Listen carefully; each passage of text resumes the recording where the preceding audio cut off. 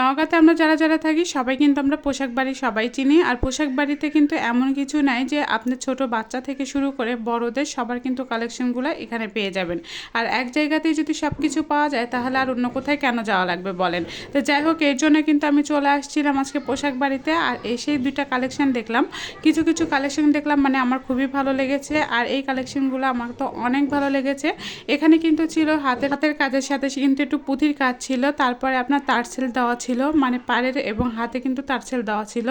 এবং ওড়নাটা কিন্তু ছিল অনেক গর্জিয়াস। আর ওড়নাটা কিন্তু যখন আমি উপরে ছিলাম মাশাল্লাহ আমাকে কিন্তু অনেক সুন্দর লাগছিল।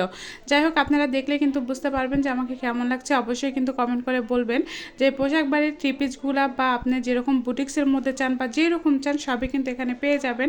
আর যারা যারা পাবেন তারা কিন্তু সবাই পোশাক বাড়ি কালেকশানে চলে আসবেন।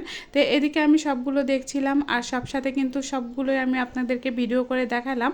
আর যাদের যাদের ভালো লাগবে তারা কিন্তু অবশ্যই পোশাক বাড়ি চলে আসতে পারেন। আর যে কথাটা বলছিলাম যে এখানে কিন্তু হরেক রকমের থ্রি পিসগুলো ছিল, আর মেয়েদের বা মায়েদের যা সবার জন্য কিন্তু এখানে ছিল, আর ছোট বাচ্চাদেরও ছিল। এটা ছিল কিন্তু চুরিপট্টি রোড।